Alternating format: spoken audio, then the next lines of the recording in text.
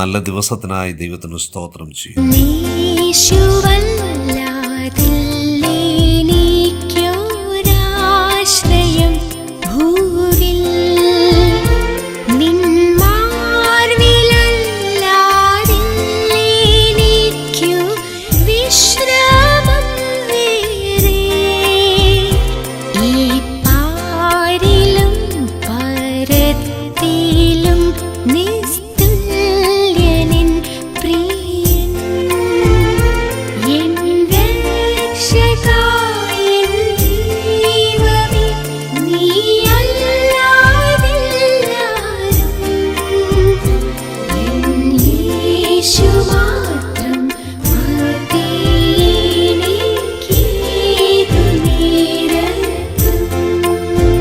ലൂക്കോസിന്റെ സുവിശേഷം 6-ാം അധ്യായം 38-ാം വാക്യം.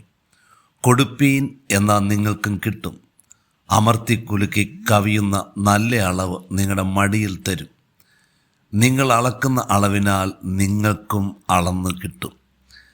നമ്മുടെ വാഴ്ത്തപ്പെട്ട കർത്താവ് പറഞ്ഞതായ വളരെ ശക്തമായിരിക്കുന്ന ഒരു ഉപദേശമാണിത്. നാം കൊടുക്കുന്നവരാകണം. ദൈവത്തോട് പലതും ചോദിച്ച് പ്രാപിക്കുവാൻ ആഗ്രഹിക്കുന്നവരും വെമ്പൽ കൊള്ളുന്നവരുമായ ആൾക്കാരുണ്ട്.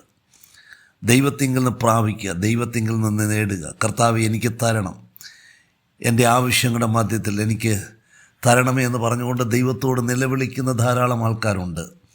കർത്താവ് വഴികൾ തുറക്കണമേ എന്ന് പറയുന്ന ആൾക്കാരുണ്ട്. എന്നാൽ വചനം നമ്മെ പഠിപ്പിക്കുന്നു നാം കൊടുക്കുന്നവരാകണം എന്ന്. നാം കൊടുക്കുമ്പോൾ അമർത്തി കുലുക്കി കവിയുന്ന നല്ല അളവ് നൽകിത്തരുന്ന ഒരു ദൈവം നമുക്കുണ്ട്. എങ്ങനെ കൊടുക്കണം, എന്തു കൊടുക്കണം, എപ്പോൾ കൊടുക്കണം, ഏതെല്ലാം രീതിയിൽ കൊടുക്കണം, ഇങ്ങനെയുള്ളതായ പല ചിന്തകൾ പലപ്പോഴും പലരെയും ഭരിക്കാറുണ്ട്. എന്നാൽ ദൈവവചനം നമ്മളെ പഠിപ്പിക്കുന്നു.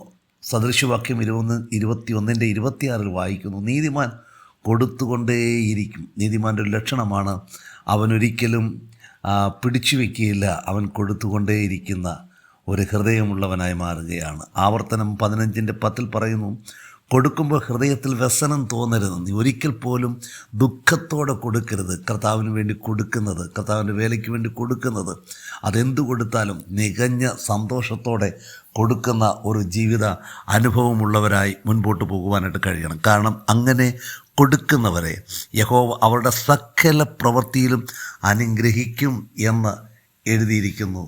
2 കൊരിന്ത്യർ ലേഖനം 9-ാം അധ്യായത്തിൻ്റെ 7-ാമത്തെ വാക്യത്തിൽ വായിക്കുന്നത്, അവനവൻ ഹൃദയത്തിൽ നിശ്ചയിച്ചിരിക്കുന്ന പോലെ കൊടുക്കട്ടെ, സങ്കടത്തോടെ അരുത്, നിർബന്ധത്താലും അരുത്, സന്തോഷത്തോടെ കൊടുക്കുന്നവനെ ദൈവം സ്നേഹിക്കുന്നു. പ്രിയരെ, നാം കൊടുക്കുന്നവരാണ്, കൊടുക്കാൻ ആഗ്രഹിക്കുന്നവരാണ്. എന്നാൽ അതിൻ്റെ മേലുള്ള ദൈവത്തിൻ്റെ അനുഗ്രഹത്തിൻ്റെ ആ നിറവെന്താണെന്നുള്ളത് തിരിച്ചറിഞ്ഞ് അധികമായി ചെയ്യുവാൻ ഉത്സാഹികളായി മാറുവാൻ കഴിയട്ടെ. ഇത് ആത്മാവിൽ വിതയ്ക്കുന്നതാണ് എന്ന് ഗലാത്യർ 6:9 നാം വായിക്കുന്നു.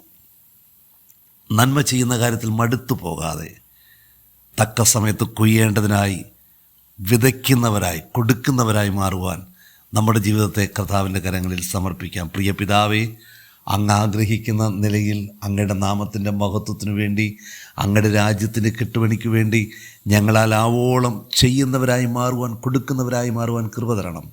യേശുവിൻ നാമത്തിൽ തന്നെ ആമേൻ അനാമേൻ.